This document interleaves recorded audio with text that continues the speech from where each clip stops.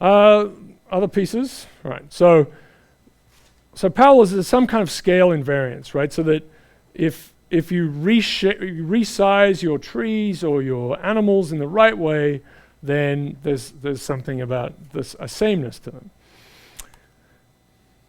And it could be just a really simple one where it's just a zoom or a zoom in or zoom out, and that's fine. You know, whatever design principles behind these elements is kind of operating the same way, but it could be that as they get bigger, something comes into play. All right, so there can be all sorts of things. It could be time. We could be talking about time series, right? Financial time series, right? You can zoom in and zoom out. Famously in geology, right? You always have to put a hammer somewhere so people are human, so people know how big the thing is, because otherwise it could be, 100 miles across or like 3 feet across. Like it's really a spectacular feature, this sort of similarity of cross sails.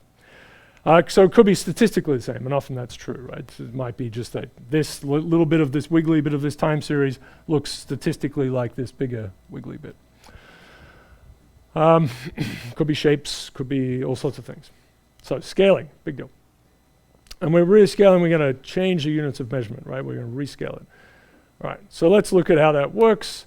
So this is our simple one, y equals c to cx the alpha. So if we rescale it, right, we're going to change from fathoms to feet, right? Whatever we're going to do, we're going to change our system, and we're going to change our measurement over here.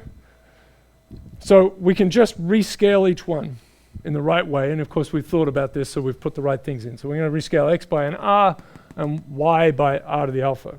And if we do that, then the overall equation doesn't change, right? So we're going to stick these in. X is r, x to the prime. I guess I don't need to have that. Right, that's all we're doing. We're just going to take x, put it in here, y, put it in here.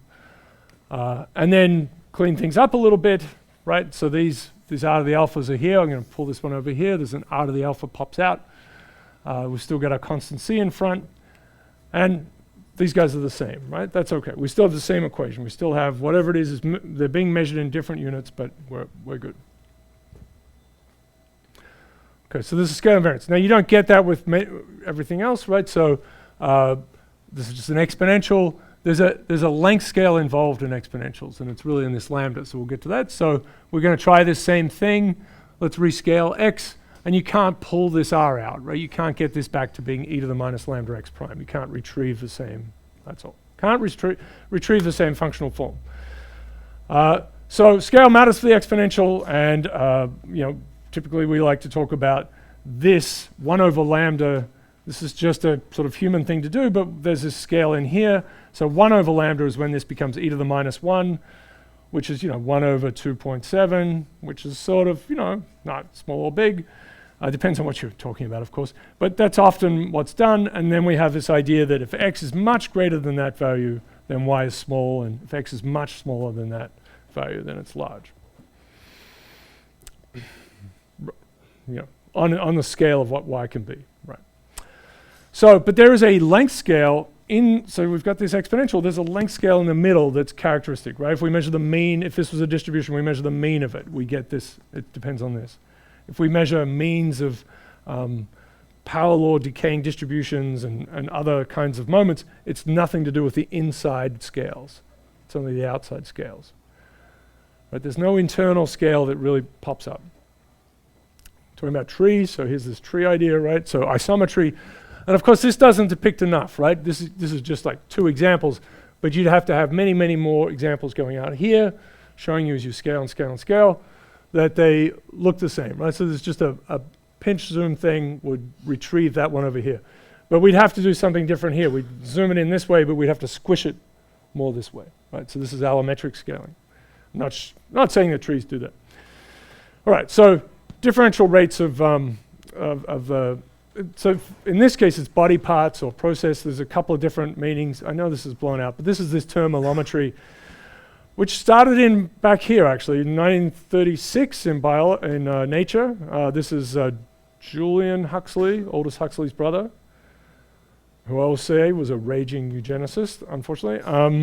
And that's why Aldous Huxley wrote Brave New World, because his brother was like this. As far as I understand, his brother had different views of humans and wrote a book with H.G. Wells, who had who was kind of aligned with Huxley's idea, the Julian Huxley. Anyway, we are really trying to evolve.